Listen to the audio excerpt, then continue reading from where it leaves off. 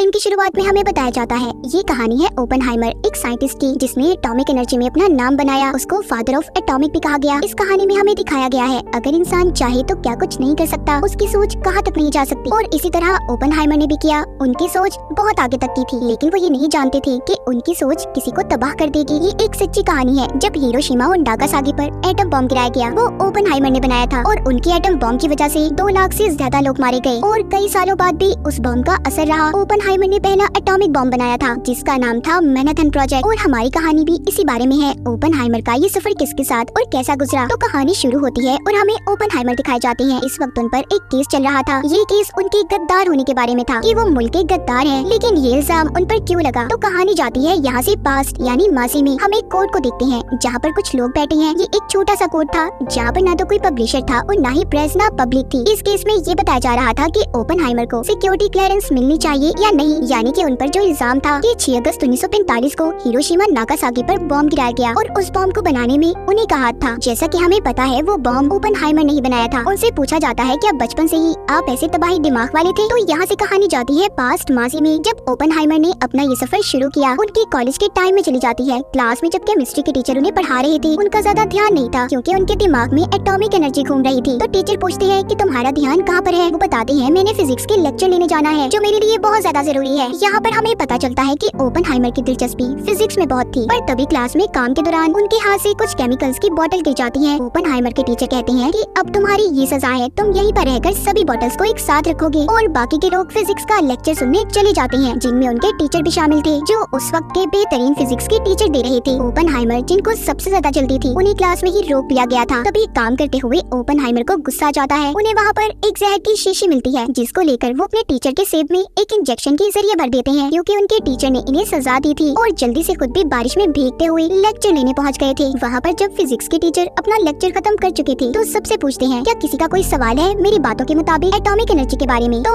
Oppenheimer उनसे सवाल पूछते हैं। ये अब उनकी किस्मत थी या फिर कुछ और। अगले दिन ओपेनहाइमर को अकेले क्लास में बुलाया जाता है जहाँ पर उस फिजिक्स के टीचर के साथ उनके अपने टीचर भी खड़े थे। और जिस सेब में उन्होंने जहर मिलाया था वो उस फिजिक्स के टीचर के हाथ में था। वो ओपेनहाइमर से कहते हैं देखो तुम्हारा दिमाग मैं जान चुका हूँ बहुत तेज चलता है, फिजिक्स क्वांटम में बहुत आगे हो, मगर हाँ तुम्हारी कुछ थ्योरीज कमजोर है। मैं चाहता हूँ तुम अपनी थ्योरीज को थोड़ा मजबूत अच्छा करो। यहाँ से कहीं दूर जाकर मैं अभी भी तुम में एक काबिल आदमी देख सकता हूँ। मैं तुम्हें कॉलेज का नाम बताता हूँ, तुम वहाँ पर जाकर एक टीचर से मिलो। वो तुम्हें बताएंगे कि कैसे थ्योरीज को अच्छा किया जा सकता है और तुम कैसे आगे बढ़ोगे, क्योंकि उस वक्त फिजिक्स के बारे में कोई इतना अच्छा और इतना ज्यादा नहीं जानता था। ये बहुत बड़ी बात थी जो बात सिर्फ ओपेनहाइमर के अंदर नजर आती थी। उस वक्त के लोग एनर्जी, एटम बॉम्ब इन चीजों में भी ज्यादा दिलचस्पी नहीं लिया करते थे। ओपेनहाइमर रशियन थे मगर फिर भी फिजिक्स में दिलचस्पी की वजह से वो अमेरिका शिफ्ट हो गए थे क्योंकि वो जानते थे यहाँ से आगे उनकी मंजिल है। तो यहाँ पर हमें कभी पास्ट और कभी प्रेजेंट का सीन दिखाया जाएगा, यानी कि कभी कोर्ट का और कभी ओपेनहाइमर की जिंदगी का, कि उन्होंने इस बॉम्ब को बनाने का सफर कैसे किया और उन पर जो इल्जाम लगा है उसको वो कैसे खत्म कर रहे हैं। क्योंकि उस वक्त अमेरिका और रशिया में बिल्कुल भी नहीं बना करती थी। इनकी मेन कड़ी थी कम्युनिस्ट जो इन दोनों मुल्कों के दरमियान में झगड़े को बढ़ाने का काम किया करते थे। यहीं पर पार्टी में एक दिन ओपेनहाइमर की मुलाकात एक लड़की से होती है जिसका नाम जीन था जो एक कम्युनिस्ट थी। जीन जो कि ओपेनहाइमर की फिजिक्स पर फिदा थी, वो जान चुकी थी कि अगर आगे कुछ बड़ा होगा तो वो ओपेनहाइमर ही करेगा। कुछ दिन के बाद ओपेनहाइमर की मुलाकात एक साइंटिस्ट से होती है जो एटॉमिक बम पर रिसर्च कर रहे थे।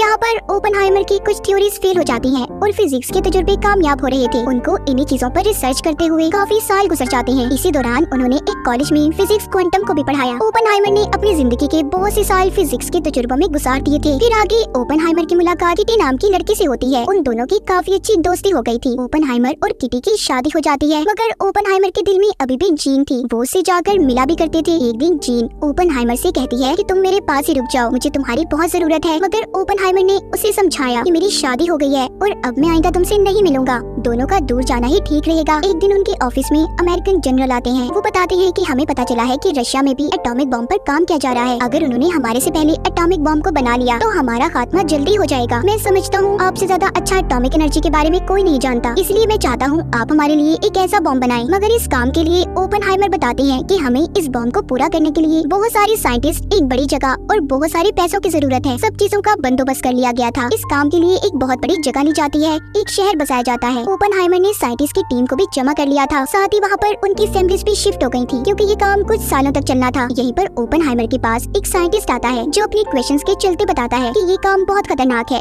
अगर एटॉमिक एनर्जी का इस्तेमाल करते जरा सी भी गलती हुई तो एक ब्लैक होल बन सकता है जो इर्द गिर्द के एरिया को तबाह कर देगा। तो अब इस बात का पता करने के लिए ओपेनहाइमर एल्बर्ट आइंस्टाइन के पास जाते हैं। उनका भी कहना यही था कि अगर तबाही हुई तो एक बड़े पैमाने पर होगी। यहाँ से सीन दोबारा कोर्ट का दिखाया जाता है, जहाँ पर यही बातें चल रही थी। ओपेनहाइमर से सवाल जवाब की जा रही थी कि तुमने इतनी बड़ी तबाही को अपने सिर क्यों लिया। तो किसी का यहाँ पर ये कहना था कि ये एटम बॉम्ब हम लोगों के लिए बनाना जरूरी था, अगर हम ऐसा ना करते तो दुश्मन मुल्क हमें तबाह कर देता। सीन दोबारा से पास्ट यानी माजी का दिखाया जाता है, जहाँ पर इस बॉम्ब को बनाने के लिए इन्हें 4 साल लगे थे, बहुत से लोगों की मेहनत और ढेरों पैसे। इसी बीच ओपेनहाइमर को ये भी खबर मिलती है कि जीन की मौत हो गई है, जिसका उन्हें बहुत दुख हुआ था, क्योंकि जीन ने इन्हें कहा था कि मुझे तुम्हारी जरूरत है, तो मेरे साथ ही आकर रहो। ये वक्त ओपेनहाइमर के लिए बहुत मुश्किल था। एटम बॉम्ब बनने वाला था और जीन की मौत का सदमा इनके दिल में था, मगर फिर भी इन्होंने हिम्मत से काम लिया और अपने काम को जारी रखा। तभी यहाँ पर वही साइंटिस्ट जिसने ब्लैक होल के बारे में बताया था, इन्हें हाइड्रोजन के इस्तेमाल का मशवरा देता है, जो कि एटॉमिक एनर्जी से 1000 गुना ताकतवर है। तब ओपेनहाइमर इस बात पर बहुत सोचते हैं। उन्हें ये बात समझ आ गई थी कि अगर उन्होंने हाइड्रोजन का इस्तेमाल करके बॉम्ब को बनाया तो बाकी के मुल्क भी ऐसे बॉम्ब को बना सकते हैं, और अगर कभी वर्ल्ड वॉर 3 या इनके मुल्कों के दरमियान में तीसरी जंग छिड़ गई तो सब कुछ तबाह हो जाएगा, पूरी दुनिया धूल में उड़ जाएगी। इसीलिए वो हाइड्रोजन के इस्तेमाल से मना कर देते हैं, मगर हाँ उस साइंटिस्ट से ये वादा करते हैं कि वो आने वाले कल में उससे जरूर मशवरा लेंगे। इनका बॉम्ब पूरा हो चुका था, जिसको अब टेस्ट किया जाना था। पहले टेस्ट में ही बहुत बड़ा धमाका होता है, इतना बड़ा कि इनके सर से टोपियां तक उछल गई थी। अब अगला काम ये था कि इस बॉम्ब को गिराना किस पर है, इसलिए ये कानून इन्होंने अपने प्रेसिडेंट से पास करवाना था। इस वक्त रशिया भी एक बड़ी ताकत थी और अमेरिका भी इसमें कमजोर था, तो जापान प्रेसिडेंट को अपना शिकार जापान नजर आ रहा था। तो ये वहाँ की 16 जगहों को पॉइंट आउट करते हैं। इनमें से इन्होंने एक जगह को चुना था और वो नाम आता है हिरोशिमा नागासाकी का। अब इनके बॉम्ब का आखिरी टेस्ट होना था। उस दिन बारिश हो जाती है और इसी वजह से वो टेस्ट भी रुक गया था। इसी दौरान इनके जनरल को भी न्यूयॉर्क पहुंचकर सारी इन्फॉर्मेशन देनी थी कि आखिर इतने सालों में इन्होंने इतनी मेहनत करके जो चीज बनाई है वो सच में काम भी करती है या नहीं। और इस आखिरी टेस्ट के कुछ घंटों पर ही कई सारे लोगों की उम्मीदें जुड़ी हुई थी। फिर बारिश रुक जाती है, सब लोग अब अपनी सांसें थाम लेते हैं। शुरुआत होती है ऐसे धमाके की जिसने अपना नाम बना लिया। ये धमाका इतना बड़ा और इतना खतरनाक था कि जमीन तक हिल गई। इनका बॉम्ब बनाने का तजुर्बा कामयाब हो गया था, सभी बहुत खुश थे और अब ये बॉम्ब हिरोशिमा पर गिराने के लिए तैयार होते हैं। और जब ऐसा किया गया, जहाँ पर अमेरिका की गवर्नमेंट बहुत खुश थी, वहीं पर ओपेनहाइमर का दिल उदास था। उन्हें दुख हो रहा था कि उनकी वजह से कितनी फैमिलीज खत्म हो गयी, बहुत से बच्चे माँ से जुदा हो गए, उनके फ्यूचर तबाह हो गए। वो हादसा इतना दर्दनाक था, ओपेनहाइमर की आंखों में वही मंजर घूम रहा था। वो अपनी इस कामयाबी के बाद जब अमेरिका में स्पीच देते हैं तो वो सिर्फ